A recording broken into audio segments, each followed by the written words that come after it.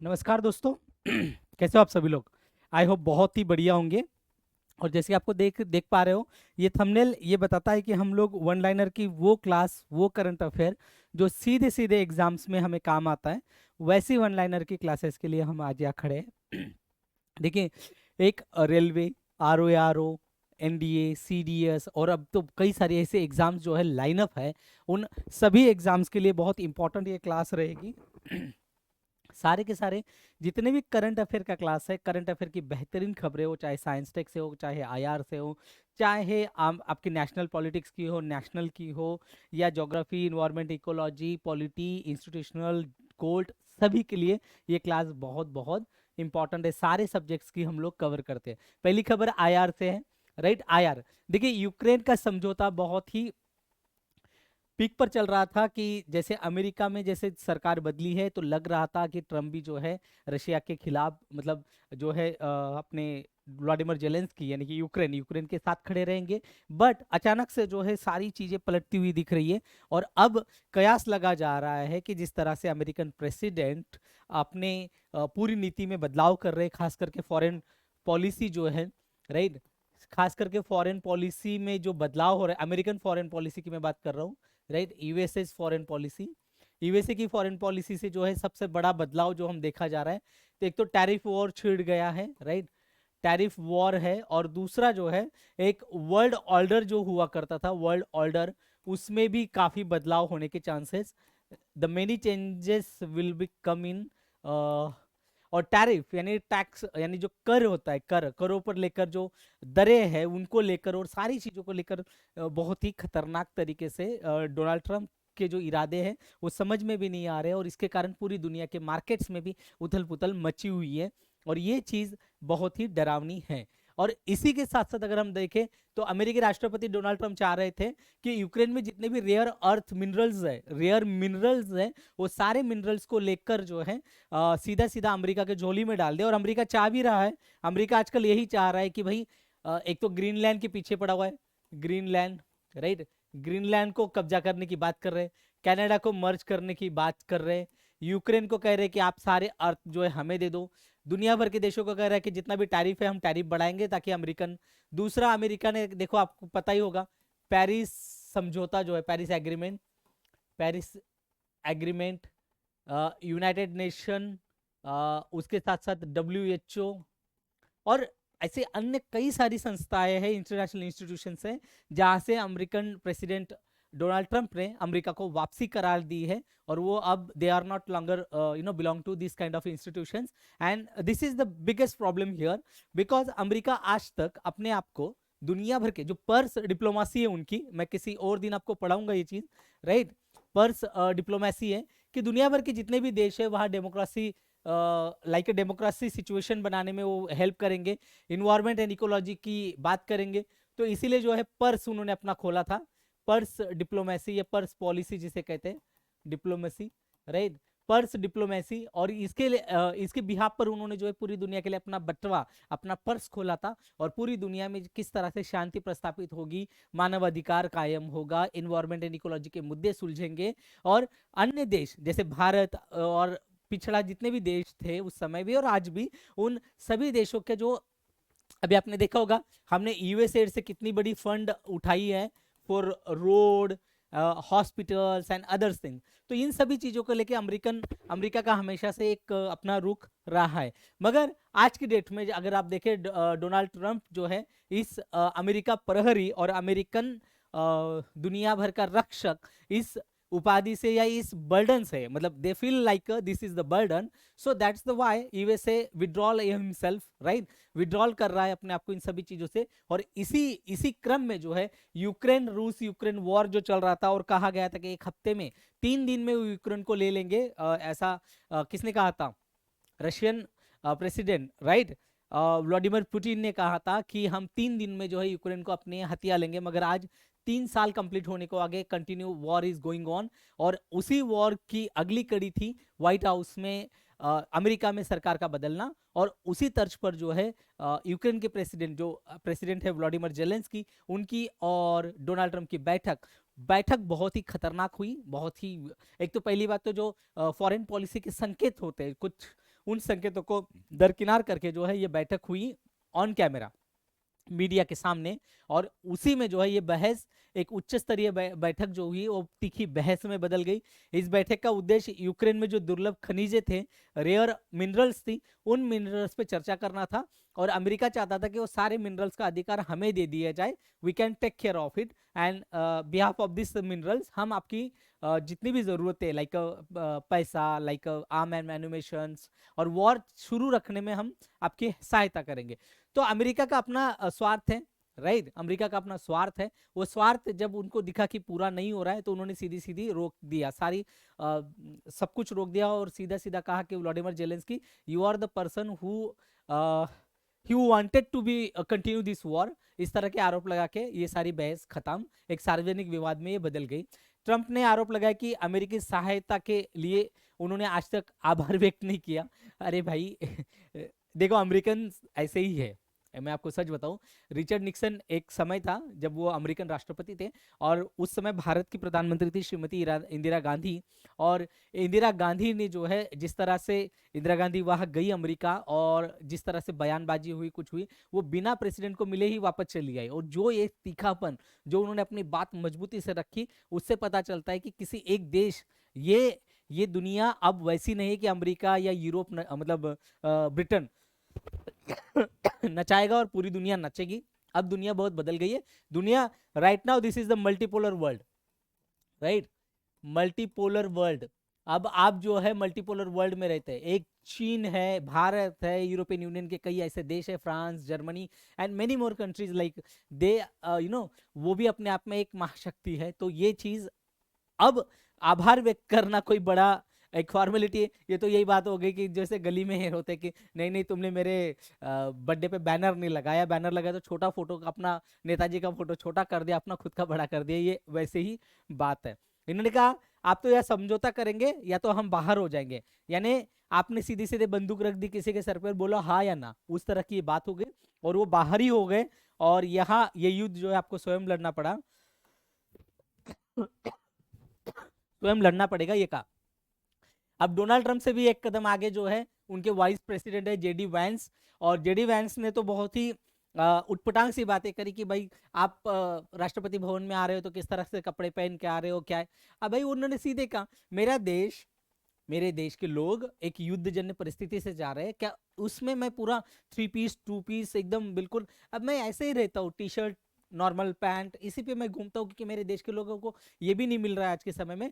तो ये एक अपने देश में अपने लोगों की सिंपैथी गेन करने के लिए भी उन्होंने कहा कि प्रोटोकॉल कई समय पर दरकिनार करा भी जा सकता है, it's not a big deal, right. इन्होंने कहा कि आपने तो आभार भी नहीं प्रकट किया अमेरिकन प्रेसिडेंट का, साथ ही साथ आपने कहा कि आपने कपड़े भी ढंग से नहीं पहने, आपने धन्यवाद भी नहीं बोला। और ना ही इतना ही नहीं कि आप जो हमारी विरोधी पार्टी है डेमोक्रेटिक, उसके मंचों पर भी आप गए। अब ये तो बचकानी बात हो गई कि ये आप ऐसा क्यों कर रहे हो। वो तो भाई उसको तो सबका समर्थन लेना है अपने देश को युद्ध से बचाने के लिए, राइट। रूस के साथ शांति वार्ता जो थी उन्होंने जेलेंस्की और व्लादिमीर पुतिन के बीच बातचीत करने के लिए कहा। और अदरवाइज अगर आप ऐसी बातचीत नहीं करते हो तो ये वॉर के लिए हम कोई सपोर्ट नहीं करेंगे, ऐसे सीधी सीधी धमकी दे दी। और सौदे की विफलता रहा कि जेलेंस्की ने बिना किसी समझौता से जो व्हाइट हाउस से वो चले गए। और सोशल मीडिया पर भी जेलेंस्की अमेरिका की सहायता के लिए तैयार नहीं है, इस तरह से ट्रंप ने आरोप लगाया।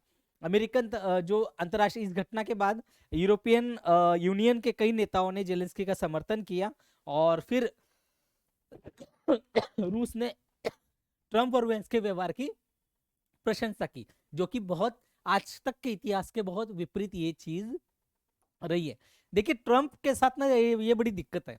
उन्होंने पता क्या किया अभी हाल फिलहाल में, कहा कि भारत के इलेक्शन में गड़बड़ी करने के लिए भारत के कुछ नेताओं ने, कुछ पॉलिटिकल पार्टी ने हमसे इतनी बड़ी, पहले तो बताया कि 18 मिलियन डॉलर लिए, फिर बताया नहीं नहीं 13 है, फिर बाद में पता चला नहीं नहीं 12 ही डॉलर लिए, मतलब इस तरह की बहुत बचकानी बातें करी। और बाद में पता चला कि ये सारा का सारा जो आरोप वो लगा रहे थे वो एक्चुअली ये सारा का सारा पैसा बांग्लादेश को दिया गया था। भारत का तो नाम बिना वजह उन्होंने ले लिया, और लिया तो लिया उसमें भी बिना वजह, कभी 12 करोड़ कभी 10 करोड़, पता नहीं क्या क्या बोल रहे थे, राइट। तो ये सब चीजें अगली खबर हमारी साइंस टेक से, स्पेस साइंस से, आदित्य L1 मिशन।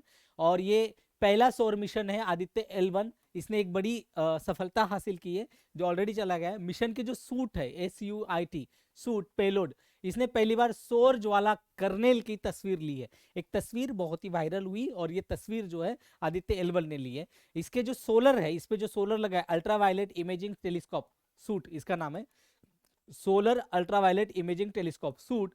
इसके पेलोड ने जो सूर्य का निचला वायुमंडल है, फोटोस्फीयर और क्रोमोस्फीयर जिसे कहते हैं, फोटोस्फीयर और क्रोमोस्फीयर, इसकी एक स्वर ज्वाला की पहली छवि इन्होंने कैप्चर की है। और ये बहुत बड़ी चीज है, ऐसा पहली बार हुआ है आदित्य L1 के द्वारा। सूर्य की सतह पर एक दुर्लभ सौर ज्वाला जिसे कर्नेल कहा गया है, सोलर फ्लेयर कर्नेल, इसकी पहली छवि इन्होंने L1 ने कैद की है। एक 6.3 श्रेणी की सौर ज्वाला थी ये। 22 फरवरी 2025 को आदित्य L1 पर लगे सूट पेलोड ने X 3.3 श्रेणी की सौर ज्वाला का अवलोकन किया और अब तक का वो सबसे तीव्र सौर विस्फोटों में से एक है। इसकी एक विशेषता भी रही है कि सूट ने जो है नियर अल्ट्रावायलेट NUV जिसे कहते थे, उसकी जो तरंग है, धैर्यत रेंज 200 से 400 nmm, इस चमक का पता लगाया। और ऐसी डिटेल्स, इस तरह की जो बारीकियां है, इस तरह की बारीक डिटेल जो है दुनिया को पहली बार पता चले, इसलिए भी इसकी पूरी चर्चा जो है नासा से लेके दुनिया के हर साइंटिस्ट और साइंटिस्ट ग्रुप में और एजेंसीज में, दुनिया भर की हर एजेंसीज में ये चर्चा हो रही है कि भारत ने वो कर दिखाया जो आज तक नासा भी नहीं कर पाया था। ऊर्जा का प्रसार हुआ, इस अवलोकन से पुष्टि होती है कि जो ज्वाला निकली है, जो ज्वाला, इससे जो ऊर्जा निकल रही है वो सूर्य के वायुमंडल की विभिन्न परतों में, जो डिफरेंट लेयर्स है, उनमें फैलती है। इसे कहा तापमान में वृद्धि होती है। इससे पता चला कि भाई इसे ना सूर्य का जो निचला वायुमंडल है उसमें जो स्थानीय चमक और सौर कोरोना के शीर्ष पर प्लाज्मा के तहत तापमान से वृद्धि होने में ये मेल खाता है। ये सारी चीजें जो है तापमान बढ़ने के लिए भी जिम्मेदार है। राइट, आदित्य L1 की बात करें तो ये 1.5 मिलियन किलोमीटर की दूरी से इन्होंने सूर्य का अध्ययन ये करने वाला पहला अंतरिक्ष आधारित जो वेधशाला है, उस श्रेणी का भारत का पहला सौर मिशन है, भारत देश का। और इस तरह का मिशन जैसे सूर्य के स्टडी के लिए या मंगल की स्टडी के लिए भारत जो है प्लान कर रहा है, तो ये इसकी बहुत बड़ी उपलब्धि है। अंतरिक्ष यान सूर्य और पृथ्वी की जो प्रणाली है, लैग्रेंजियन बिंदु 1 जिसे हम कहते हैं L1, इसके चारों ओर एक प्रभामंडल कक्षा में स्थापित करने की इसकी योजना है। आदित्य L1 मिशन जो है 2 सितंबर 2023 को लॉन्च किया गया था, ये एक फैक्चुअल इंफॉर्मेशन है। और 6 जनवरी 2024 को अंतरिक्ष यान को सफलतापूर्वक L1 बिंदु पे उसको चारों ओर एक हेलो कक्षा में स्थापित किया गया था। कई बार पूछ लेता है किस तारीख को हुआ था या किस तरह से, तो आप इसे याद रखिए। भारत डिजिटल अर्थव्यवस्था में 28वें स्थान पर है।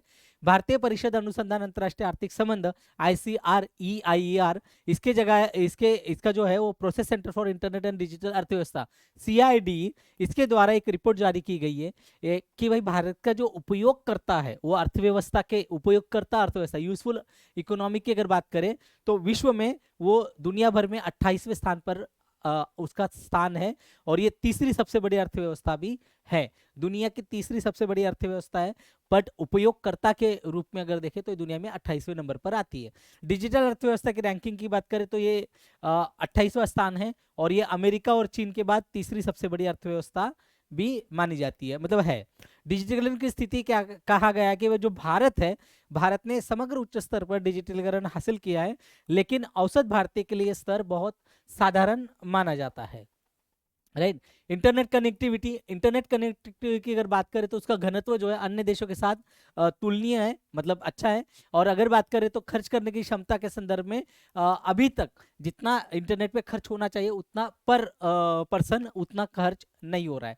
आर्थिक वृद्धि की बात करें तो CIDE ने बताया है कि भारत की जो डिजिटल अर्थव्यवस्था है उसकी अपनी कुल अर्थव्यवस्था जो टोटल पूरी अर्थव्यवस्था है उसके आधार पर जो डिजिटल अर्थव्यवस्था है वो बहुत दुगनी रेट से 2 गुना तेजी से वो बढ़ रही है और उसकी स्पीड जो है बहुत अच्छी है। 2029 तक ये कहा जा रहा है कि कम से कम 2029 तक, मतलब आने वाले 4 सालों में ये कुल अर्थव्यवस्था का एक 5वां हिस्सा बनने की इसकी उम्मीद है। मतलब जिस तरह से भारत का डिजिटल डिजिटल इंडिया डिजिटलीकरण हो रहा है हर चीज में, उसको अगर हम देखें तो आने वाले समय में मतलब अगले 4 सालों में ही ये 5वां हिस्सा बनने के चांसेस है।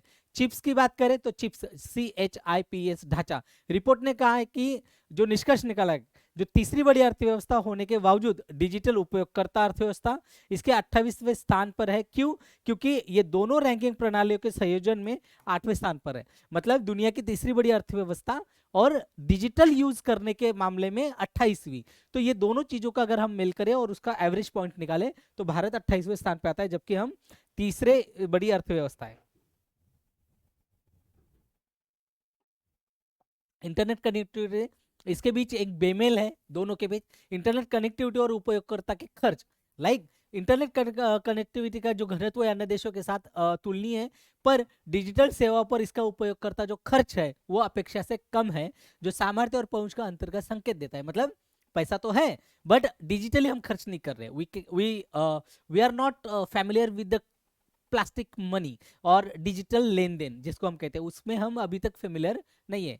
और ये अगर बात करें तो ICR का एक गैर पक्षपातपूर्ण स्वतंत्र थिंक टैंक है और भारत के जो आर्थिक वृद्धि है उसकी नीतिगत सिफारिशें ये देता है। इसकी स्थापना 1981 में हुई थी और आदर्श वाक्य इसका भारत को विश्व से जोड़ना, वैश्विक आर्थिक एकीकरण को बढ़ावा देना, यही इसका आदर्श वाक्य है।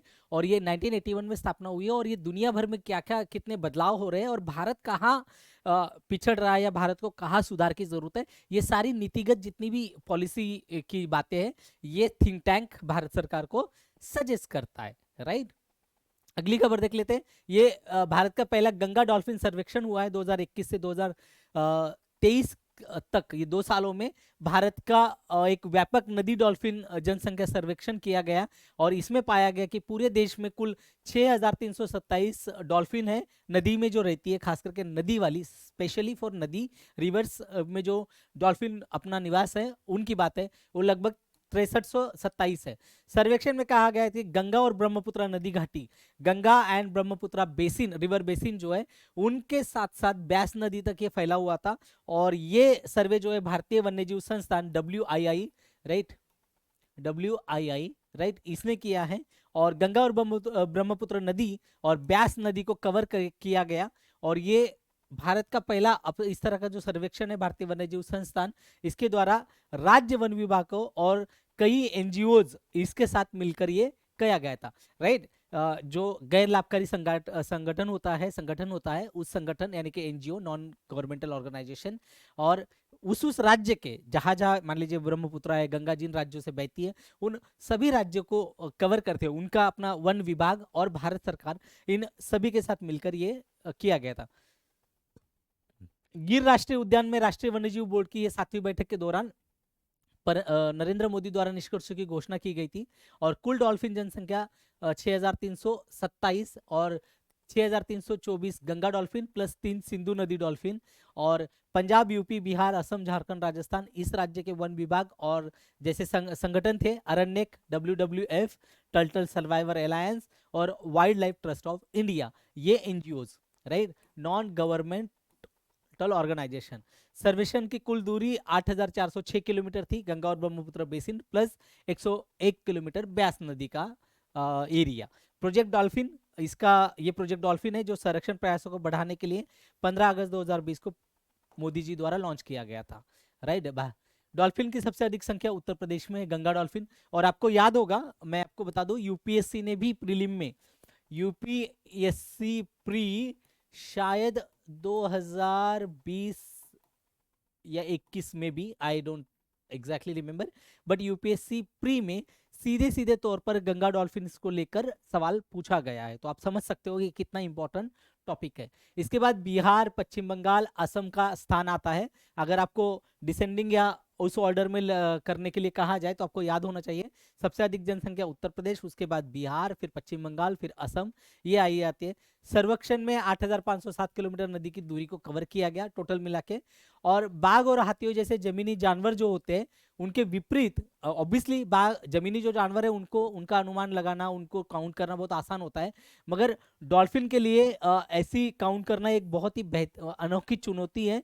और क्योंकि देखो एक तो क्योंकि वो एक तो अंधी होती है, इक्वलेशन और निर्भर पर होती है, और केवल हवा के लिए सतह पर आती है। और ऐसी हालात में डॉल्फिन की काउंटिंग करना और अलग अलग डॉल्फिन की काउंटिंग करना, it is very biggest challenge. और दिखते भी सेम ही है। राइट। तो किस तरह से ये सारा का सारा उनके लिए किया गया होगा, तो यू कैन इमेजिन। अस्तित्व के लिए खतरा है डॉल्फिन के लिए। जो प्रमुख खतरा है उसमें देखा गया कि भाई मछली पकड़ने के लिए जो जाल है, उस जाल में डॉल्फिन्स भी आ जाती है और वो मर जाती है।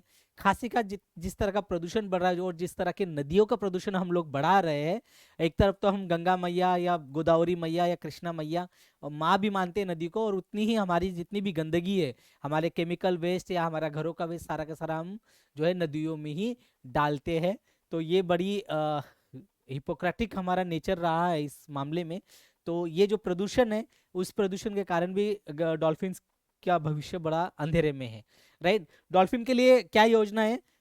एक तो इनका 4 वर्षों का आकलन होगा, और इसमें जो विशेषज्ञ संरक्षण है उसको किया जाएगा सामुदायिक भागीदारी जैसे एनजीओ वगैरह, और स्कूल लेवल से लेके इन जागरूकता कार्यक्रमों पर जोर दिया जाएगा। राइट। तो ये बहुत इंपॉर्टेंट खबर है डॉल्फिन की। डॉल्फिन को लेकर आज तक यूपीएससी से लेकर स्टेट पीसीएस से लेकर कई एग्जाम्स में सवाल पूछे गए, तो आप ये याद रखिएगा। वंतर का उद्घाटन किया गया है। वंतर एक प्राइवेट क्या कहे जीव अभयारण्य ही है, पूरा का पूरा जू, एक प्राइवेट जू है, जिसे अंबानी, जो हमारे देश के उद्योगपति है अनिल मुकेश अंबानी, उनके बेटे और अंबानी परिवार ने इसको शुरू किया है। 4 मार्च को इसका उद्घाटन जो है प्रधानमंत्री नरेंद्र मोदी जी ने किया। गुजरात के जामनगर में वंतर है, ये एक वन्य जीव संरक्षण बचाव और पुनर्वास केंद्र है, और ये अंबानी का अपना पर्सनल केंद्र है। राइट। अंबानी। राइट। ये केंद्र रिलायंस इंडस्ट्रीज और रिलायंस फाउंडेशन द्वारा स्थापित किया गया है। रिलायंस इंडस्ट्रीज जो अंबानी जी की है, और रिलायंस फाउंडेशन जो उनकी बीवी चलाती है। राइट। वन्यजीव की देखभाल में वंतर वंतर की अगर बात करें तो इसमें 2000 से अधिक प्रजाति के जानवर हैं। मतलब उसमें हर चीज है, स्नेक से लेके एक शिंगा गेंडा से लेके चीते से लेके हर चीज है। और इसमें जो है 1.5 लाख से अधिक बचाए गए संकटग्रस्त और एंडेंजर जानवर शामिल है। 1.5 लाख जानवर शामिल है, और 15 मतलब अलग अलग अगर देखें तो 2000 स्पीसीज है, different different kind of species. मतलब जैसे मैंने बताया ना, एक सिंगा गेंडा, 12 सिंगा हिरण, स्नेक की डिफरेंट डिफरेंट जो प्रजातियां है वो सारी है, साथ ही साथ लंगूर है। मतलब हर चीज, हर प्रकृति में पाई जाने वाले लगभग लगभग 1.5 लाख से अधिक ऐसे जानवर है जिनको संकटग्रस्त या एंडेंजर जानवर इसमें शामिल है। केंद्र का जो आकार है ये इस केंद्र का, वो लगभग 3500 एकड़ में फैला हुआ है, और ये दुनिया का सबसे बड़ा चीता संरक्षण परियोजना भी इसमें शामिल है, चीते भी इसमें है। राइट। पुरस्कार है वंतर को हाल ही में प्राणी मित्र राष्ट्रीय पुरस्कार से सम्मानित किया गया, और ये भारत में पशु कल्याण का ये सर्वोच्च सम्मान भी इसको माना जाता है। भविष्य की योजना है कि अनंत अंबानी ने कहा है, जो इसके केयर टेकर है, कि भाई ये केवल स्थानीय जानवरों की मदद कर रहा है, बल्कि अन्य देशों के साथ भी सहयोग कर रहा है, ताकि अधिक से अधिक जानवरों को, दुनिया भर के जानवरों को बचाया जा सके। IUCN की लिस्ट में जितने भी एंडेंजर्ड स्पीसीज है उनको भी लाकर यहाँ रखा जाएगा। दुनिया भर के देशों में जहाँ जहाँ हेल्प हो सकती है पैसों की और बाकी अन्य, और दुनिया भर से जितने भी वेटरन और बेहतरीन डॉक्टर्स एंड सब कुछ है, वो सब लोग यहाँ आकर जो है सेवाएं दे रहे हैं। तो ये इट इज़ वेरी गुड, क्योंकि देखिए सरकार कितना कितना क्या क्या कर लेगी, और सही बात है अगर प्राइवेट प्लेयर्स भी इस तरह से सामने आएंगे तो इट इज़ गुड कि ये पर्यावरण को बचाने के लिए ही एक बहुत अच्छी पहल मानी जाएगी। राइट। तो चलिए आज के लिए हम यही रोकेंगे। आप सभी लोग जो है क्लासेस को लाइक करिए, शेयर अपने दोस्तों के साथ शेयर करिए, और कमेंट करके बताइए कि आपको क्लास कैसी लगी। ठीक है, मिलते हैं नेक्स्ट क्लास में, तब तक के लिए आपका दिन शुभ रहे। धन्यवाद।